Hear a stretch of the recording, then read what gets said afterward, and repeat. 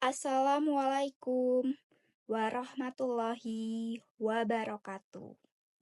Shalom, Om Swastiastu, Namo Buddhaya, Salam Kebajikan. Perkenalkan, saya Talita Natafatina Pulungan.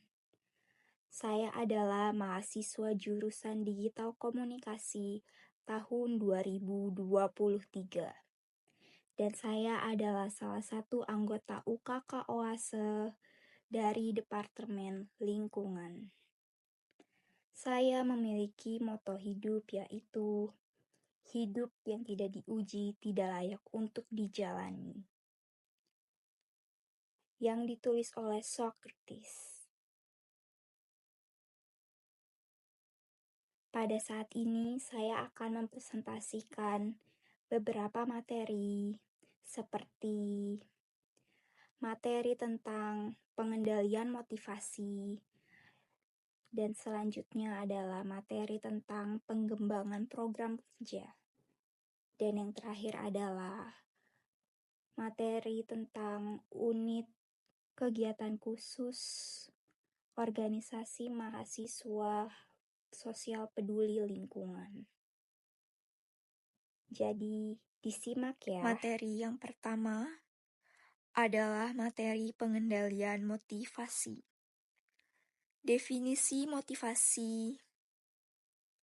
Motivasi itu sendiri adalah dorongan internal dan eksternal yang mendorong seseorang untuk bertindak, mencapai tujuan atau memenuhi kebutuhan.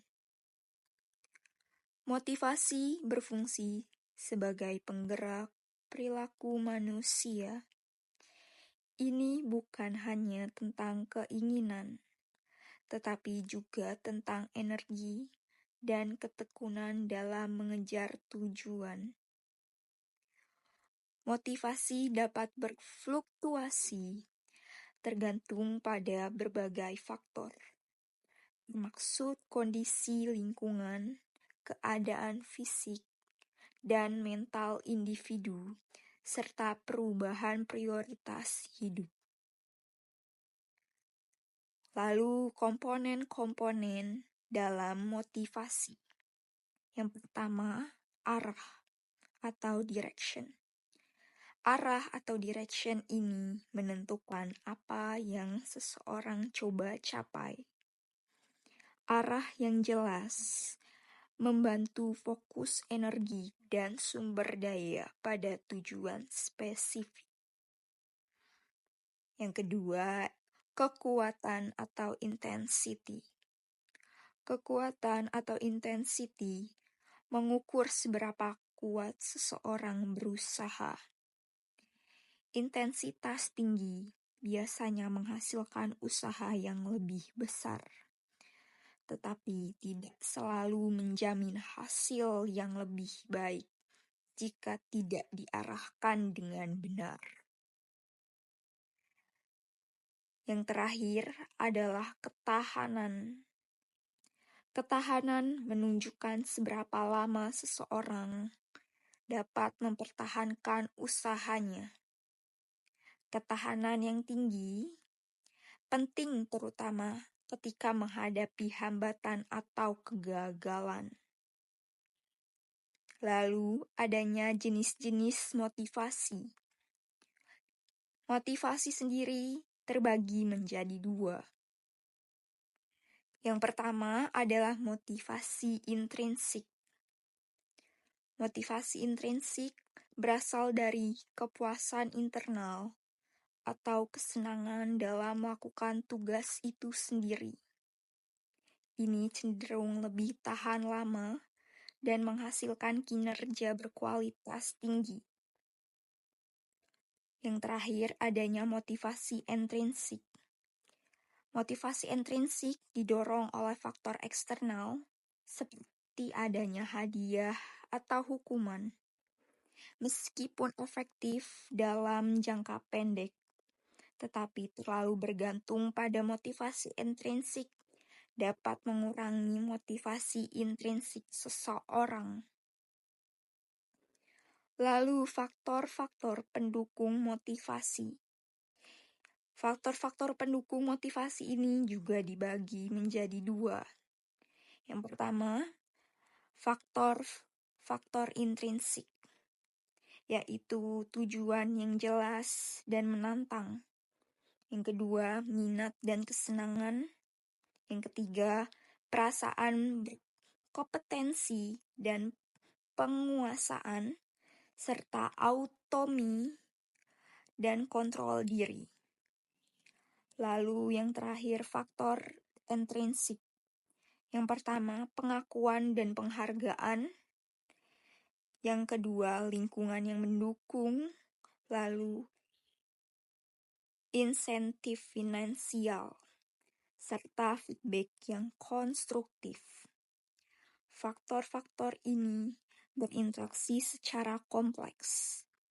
Misalnya, tujuan yang jelas dapat diperkuat oleh pengakuan eksternal.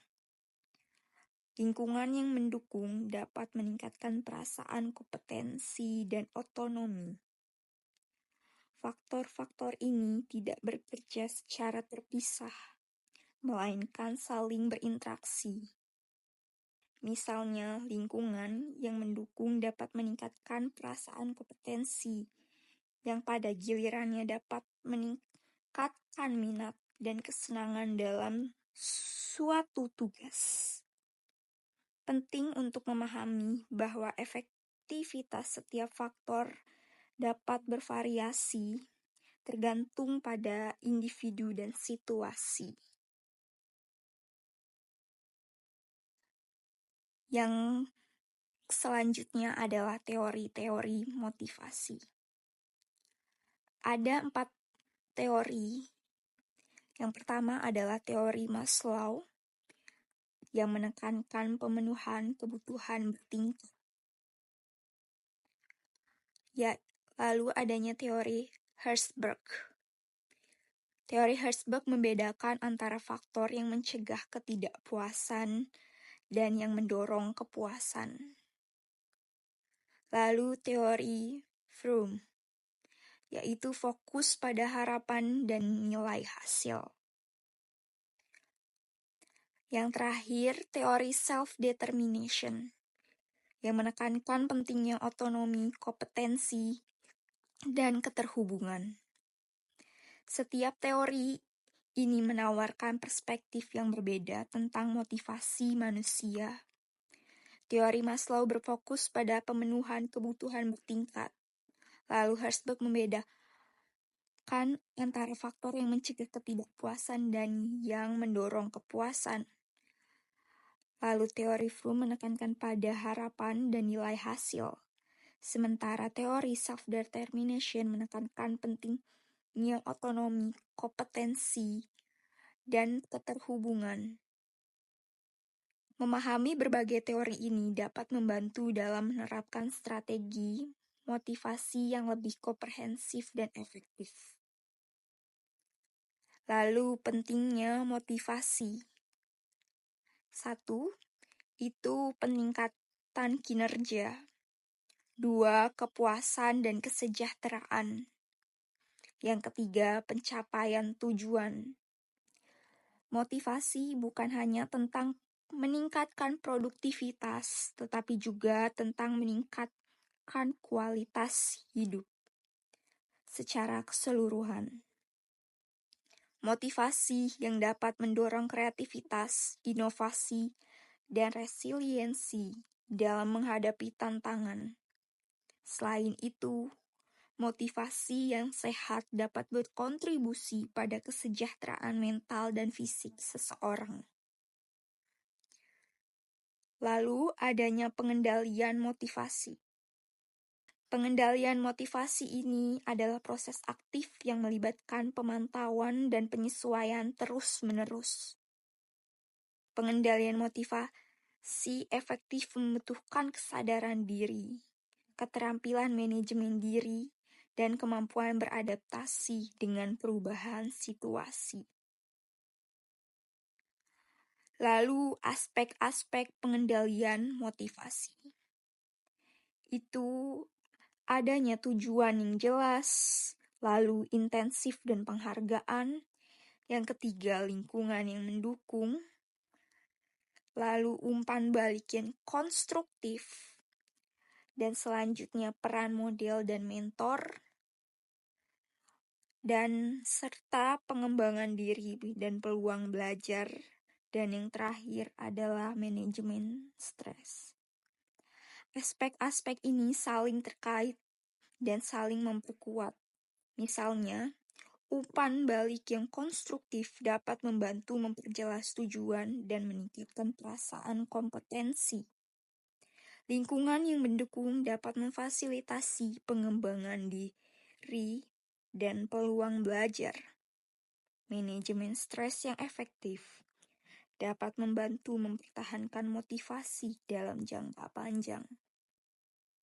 Penting untuk mempertimbangkan semua aspek ini secara holistik dalam upaya pengendalian motivasi. Lalu kesimpulan dari materi yang sudah saya jelaskan sampai ini adalah pengendalian motivasi adalah keterampilan kompleks yang melibatkan pemahaman mendalam tentang psikologi manusia, dinamika situasional, dan interaksi antar berbagai faktor internal dan eksternal. Ini adalah proses yang berkelanjutan yang membutuhkan fleksibilitas, kesabaran, dan komitmen untuk pembelajaran dan perbaikan terus-menerus. Mungkin hanya itu penjelasan yang bisa saya sampaikan pada video kali ini. Terima kasih telah menyimak presentasi kali ini sampai selesai. Saya ucapkan terima kasih dan sampai jumpa.